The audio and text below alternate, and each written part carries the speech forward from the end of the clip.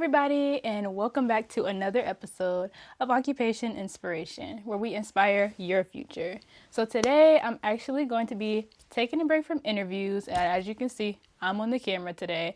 So today's video title is Things I Wish I Knew Before Getting My First Apartment. When I first moved out, I thought I knew everything there was to know about apartments because I was Google searching. I was asking people, just thought I had it all together. But I soon found out that after I moved out, I just learned a lot of the things just with experience and bumping my head a few times. So the main reason I'm making this video is just to help prevent you from making the same mistakes I did. Some tips you may know, some you may not. But I just want to say thank you for all those returning to the channel. And if you are new here, I hope you subscribe and stick around. We're going to hop right into it. So tip number one actually really might surprise you guys. This tip is actually centered towards those that are still living at home and then maybe on the verge of moving back home, making that choice. Because actually I just decided to move back home myself. So my tip is do not rush out. Do not feel like you're in a rush to move out. I know everybody's getting their own apartment and it seems just like maybe it might be the right time. You just feel it. But if you don't have the right mentality, if your mindset is not right, if your money ain't right, then you're not ready for that. And then plus, I always encourage people to pray before they make decisions and just ask God if it's the right time for you. But I really want to say, if you are living in a place where you are safe, where you feel secure, you don't got to worry about anything. And then also the people there are not like mentally, physically, emotionally abusing you. Stay in that place, okay? Because you're in a safe spot. You're probably not paying no rent or barely paying anything. So I just encourage you, help out the household you're in. But if you can stack your money and learn some tips, especially these I'm giving in the video, stay put. Tip number two. These following tips are going to be centered around financial literacy. So these are for your financial benefit, okay? I hope I'm not clapping too loud around my mic. But anyways, having more money won't solve your poor stewardship problems. So what do I mean by that? What is stewardship? Stewardship basically deals with how well you take care of something you have, right? And you see this word a lot in the Bible, for instance. So it's like, how well are you saving your money? How well are you taking care of what you have? That's what stewardship is. So if you have bad stewardship skills, like if you're not good at managing your money already, don't think that the more money you get is going to help, because it's not. So basically what's going to happen is you're going to be applying bad leadership skills onto more money. And that's not a good combination. It's literally going to be a dumpster fire because you're going to keep leveling up. But the more money you get in, it's going to seem like you can't hold on to it. Like it's leaving faster than you can get it type thing, I also don't like this one saying, right? You probably heard it. It says more money, more problems, right? I don't like that saying just because it's not always true. So if you know how to steward well, the more money you get, it won't bring you more issues because you'll know how to handle it. But for those that don't know how to steward well over their money, like it's just leaving them, they spending crazy and they can't hold on to it, yeah, it's going to bring you more problems. So in that case, that saying is so true.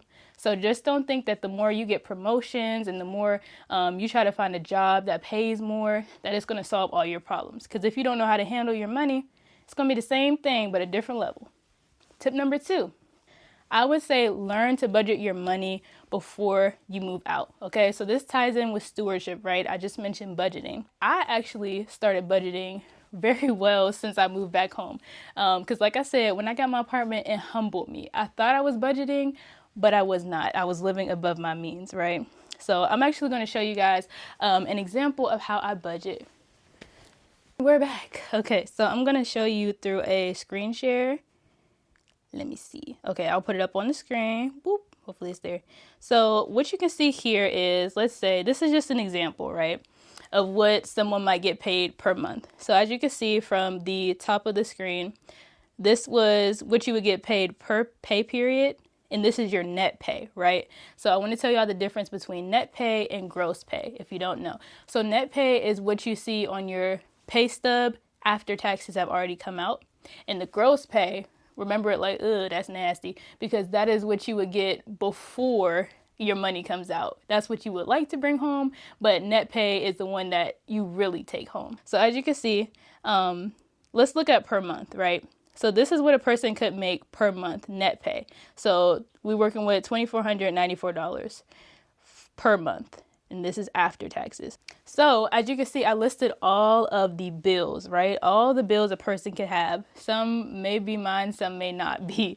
But the first thing that you need to be paying is your tithe and offering. So tithing is a tenth of whatever you make. So whether that's your paycheck, whether that's income tax, money you make on the side, you should be giving a tenth of that to God. What that looks like could be different for you because not everybody goes to church. I understand that. But it's your way of giving back, you know. And then the reason behind tithing basically is nothing you have belongs to you, right? So everything you have, you should be able to give back to God. And he's only asking for 10%. And what that does is that helps with his kingdom building so that you can feed into other people, you know, so that you're not just all about self. So that's the first payment that I always make sure to pay. And I'm extra, but when the clock hit 12 at payday, I'm doing my tithe and offering because it's through the app. And you'll see your money will last and do better because you're blessing God first. So as you can see, the rest of the bills I have here, I listed what they're for, how much they are, and then the date that they come out. So now there's no surprise as to, okay, when's my phone bill due? Okay, when is rent due? When is this due? I'm always knowing when everything is coming out of my pockets. Because you know how you sitting there and you think you about to get you a number one at McDonald's and then Apple Pay take your last $10. Yeah, it is going to humble you. But having a spreadsheet like this or a notes on your phone, you'll be able to know exactly when the bills will come out. So there's no surprises.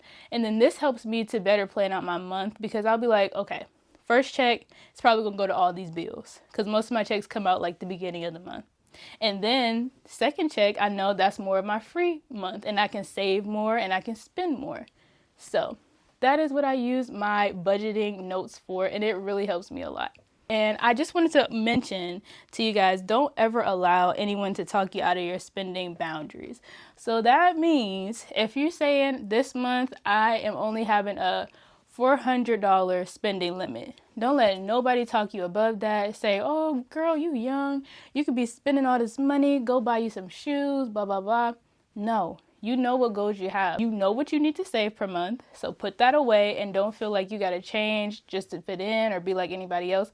Put that money aside and your older self will thank you for having discipline now. Now, the next tip, right? I put up 3, but I don't think it's 3. The next tip actually deals with searching for an apartment. So you always want to make sure that you're looking within your price range, because if not, you're going to fall in love with something that you can't afford. And that is the worst pay you can have. So real quick, a story. When I first was looking for my first place, right? I looked in Cleveland, Ohio. I live around this area and their rent is very expensive. So their rent was looking at $1,100 on the cheaper end and closer to like $1,500 a month. So I had to be humbled, and I did take a weekend just to go look, but I noticed that it was far greater than what I was able to put out at that time. So you don't want to be looking at something just for funsies, you know, and then end up signing a line that you can't back it up. So always look on apartments.com for apartments in your price range. And there's filters you can do just to make sure that you're not hyping yourself up for something you can't afford. But there's actually a rule for that, right? I'm reading off of my notes on my iPad. So there's actually a rule that I really love, and it's the 60-40 rule. So what this means is the 60% of your net pay, like we just talked about, 60% of your monthly net pay should be used for necessities. So that's bills, that is gas money, groceries. Those are necessities. You got to eat, you got to live somewhere. And then the 40%, which is the leftover after 60, that is for the things that you add on but you don't need. So that's like entertainment, Netflix, that's getting your hair, your nails done. Those are not necessities. Those are add-ons. Because you can cut your hair at home, fellas. You can learn to do your hair, ladies. You can buy you one wig for the year and wear it if you take care of it. So the 40% just represents the things that you don't need but are added on. And keep in mind that the 40% is also for saving too. So after you handle your bills, like your rent and water bill, gas bill, all that stuff, then you move on to savings. So, okay, what can I put away? I actually read a book called Rich Dad, Poor Dad, and he vouches for paying yourself first. Pay God first, but pay yourself first after God, so second. But what that means is make sure that you're able to save before you go out and pay these subscriptions and all that stuff. Maybe one month you don't need Netflix or Hulu or Spotify. Maybe that month you just save that $30, $40 on subscriptions and you save it to yourself. Because these companies, they're gonna explode without you. So what you need to do is see, what can I do without per month? What can I X out? Because what I did is I canceled my Spotify for a minute. And I was just doing them commercials. Like, it hurt for a minute, but you have to sacrifice, because over time, you'll be able to save so much money if you just cancel something out now. Also, keep in mind that rent is only one bill. So, yes, it's kind of common sense, but no, let's not think of it like that. Rent is only one bill that you'll have. Like I said, you're going to have to pay phone bill, Wi-Fi bill, water bill. It's a lot of other things that just pop up. You know, maybe you might have to pay gas or parking if you live in the city. So you have to keep in mind that if your rent is already taking up 60% of your net income for the month, you're going to be living real tight. And you don't want to be something called house poor. House poor is meaning that you live in a beautiful place, you're paying these bills just to stay here. However, you can't afford to do anything else because all your money is going into your living situation. And that happens sometimes. But if you can help it, look for something in your price range. That actually leads me into the next tip, which deals with credit cards. Credit. Oh my goodness. It could be such a good help because it helps raise your credit score, hence the name, right? And it can also help you if you want to buy a big ticket item, right? So say you want to buy a refrigerator, right? Refrigerators are expensive if you want a newer model. So credit cards are good for instances like that, or if you want to buy an expensive trip, right? However, credit cards are meant to be tools and not crutches. What that means is you don't want to find yourself paying for bills and things that are like necessities with that credit card, and then at the end of the month you find that you can't pay it off. So that right there is a for sure sign that you're living above your means. So if you're like paying your car note or your rent on a credit card and the next month the balance is still dangling there, like you still got to pay like $250, and now you're racking up interest, that's just a sign that you probably signed up for a payment that you really can't afford, because now you're putting it on a credit card and now it's racking up interest that you have to pay back, because those credit cards are not free money. That's actually another tip too. Keep in mind that credit cards, yes, it feels really good to get approved for a higher credit limit. That's great, because what that means is these credit bureaus are like, okay, she or he is paying back on time. They're doing what they need to do. They can be trusted. So what they'll do is they'll give you more money. But keep in mind, credit cards are not free money. So you have to pay that back. And if you don't pay back on time in the full amount, then you get stacked on with interest. So what that is, interest is basically an additional fee that credit bureaus put on top of your money that you borrow from them. So if you get approved for like a $4,000 credit limit, don't feel like you have to spend, or you can spend that $4,000. That leads me into the next tip. I actually got myself into a bind. This deals with me. So financing furniture. How do I feel about that? Don't do it. When you are a first-time renter, don't finance your furniture. If you feeling froggy, you can do it, but I really recommend you not to, because for me, I actually financed my first couch. It was beautiful. I tried out a whole bunch. I was like, what's that story with the girl? She was trying on them chairs, and just this one, it fit me so good. And I got it because the booty part was wide, the back part was wide. I like to be comfortable. And I paid for that comfort. So my couch, to be transparent, it was a little over $2,000, but it was something I really liked in the moment. However, now what they did is they trapped me into a 2-year contract. So there's no interest with it. So I'm paying off this couch, right? And I don't have any interest working on it. So as long as I pay it back in the 2 years, I'm fine. However, they got me with that. So I see no interest and I said, woohoo. But the real thing is now I'm locked in for 2 years. So now I have a couch that I have to keep for 2 years. And keep in mind, most first-time renters, they don't stay in their apartments for more than a year or two, because we know we're just moving. You don't know where your job might take you, so on and so forth. So in order to be locked in with a piece of furniture, you got to kind of be knowing that you're permanently in that place, or confident that the next place you get will be able to fit that furniture. Because I got a huge sectional and it's nice size. However, if I was to get a smaller apartment, it wouldn't fit. Now what I got to do? I got to sell it and then still finish paying off the couch. So it's a lot of things that go into this furniture stuff. But do not let anyone talk you out of getting the couch from Amazon. It might not be exactly what you want, but it's the first. Everybody starts somewhere, so don't feel like you got to get the most extravagant thing like I did. Actually, right now, I still have my couch because, like I said, I did move back home recently, but I had to get a storage unit because it's still my couch and I'm still paying on it. So now it's just become an extra bill. Yes, I'll have a couch later on, but it's just extra. Don't feel like you need to get something super extravagant. Even secondhand, I feel like that's really getting more popular now. Get you a secondhand couch, even if you got to get it reupholstered. And Home Goods, they sell couches too. I was like, what? Because I could have been came here. So if you can get something much cheaper than what I did and not do a payment plan, do it. Now the next tip. So when I was shopping for an apartment, I kept thinking about my family. I'm a big family person, and I was like, I need an apartment with multiple bedrooms because I know my family's gonna come and stay the night. Girl, don't be doing all that. Don't feel like you have to buy your apartment for someone else. What I mean by that is you might be wanting your family to stay the night and so on and so forth. But if you cannot afford to rent an apartment that has 2 to 3 bedrooms in it, don't do it, because you're going to lock yourself into a higher rent per month, knowing that your family is only going to come for what? Thanksgiving, maybe your birthday to stay the night. So you don't want to lock yourself into a bigger apartment that you really don't need. Now for me, I actually got a good price for my first apartment. It was a 2-bedroom, and I actually needed 2 bedrooms because I work from home. So the other bedroom was an office. Okay, good point. But if you can help it and live the minimalistic life, save that money. Because a lot of times, the higher you go with your bedroom count in your apartment, the higher that rent's going to be.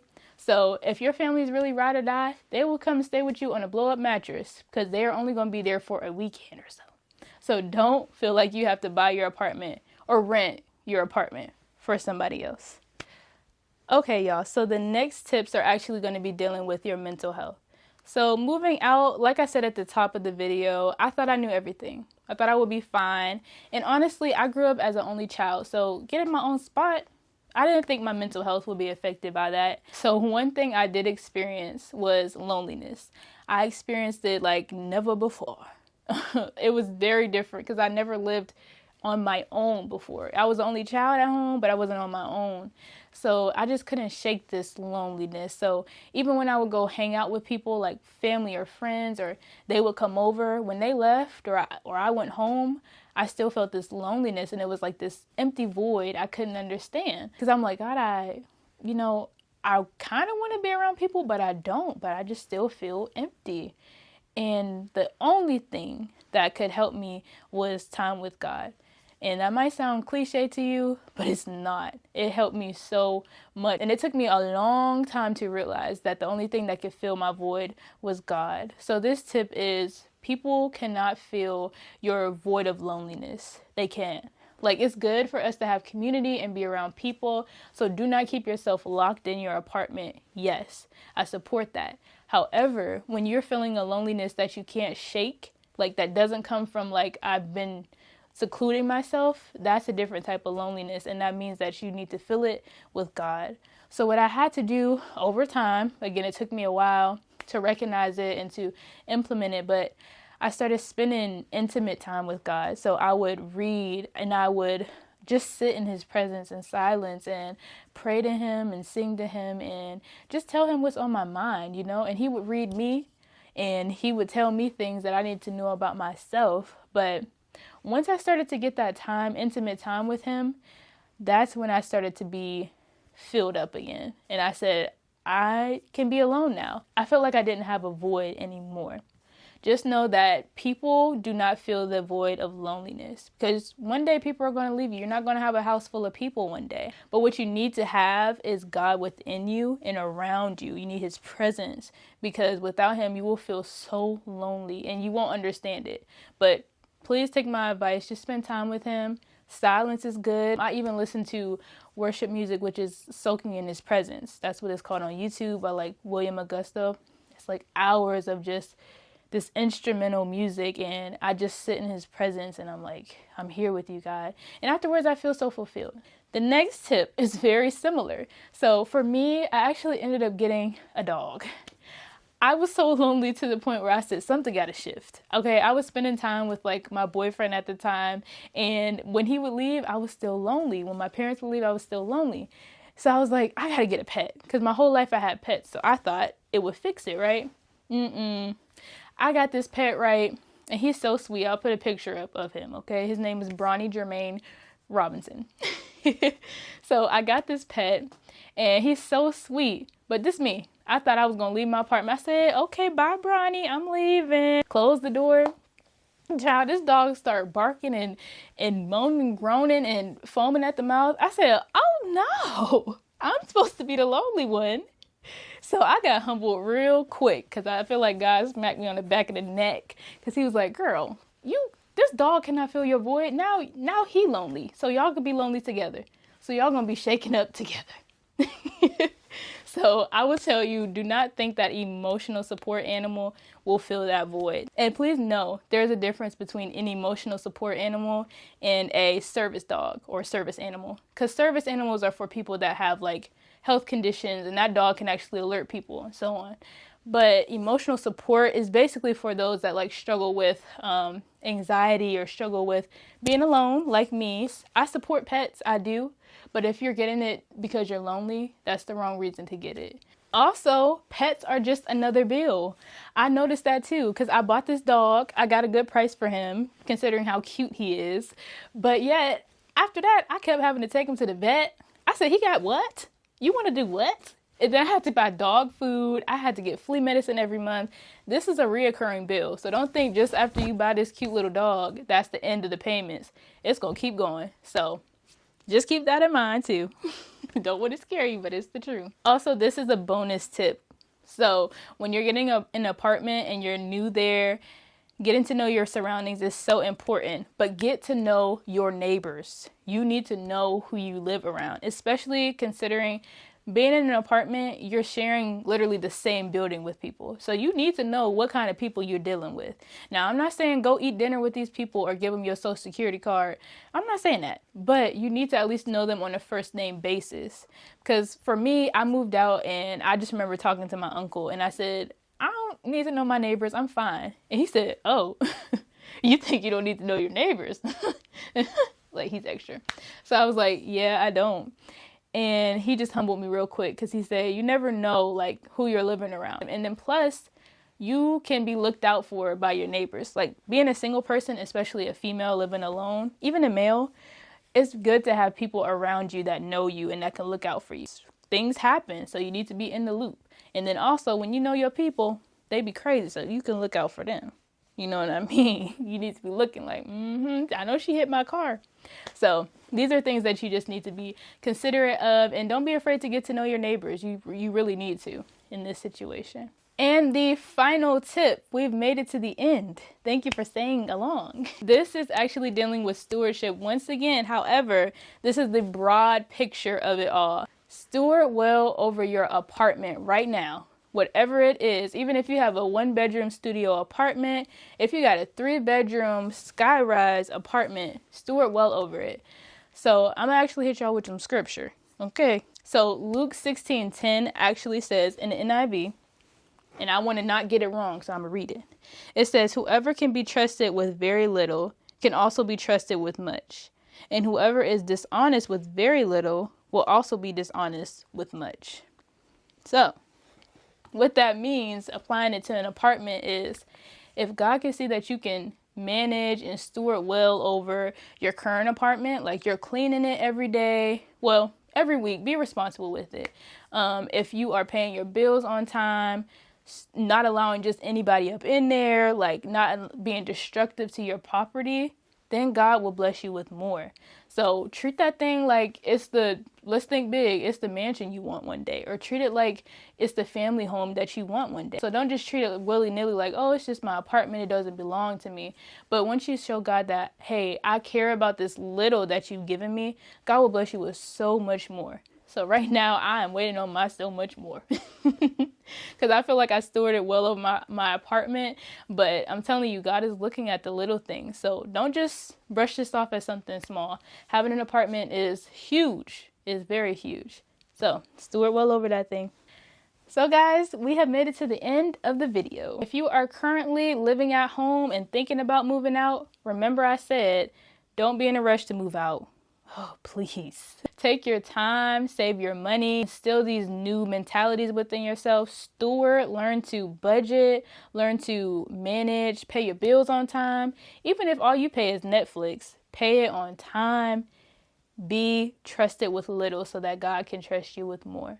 However, if you have your apartment right now, take these into consideration. If you feel like you need to move back home, don't allow anybody to blackball you out of doing that. So do what you need to do. However, if you don't feel like you need to move home, stay put and just take these tips and utilize them so that you can be trusted with more. But that's all I got for y'all today. So I will see you guys another time with another video. Peace.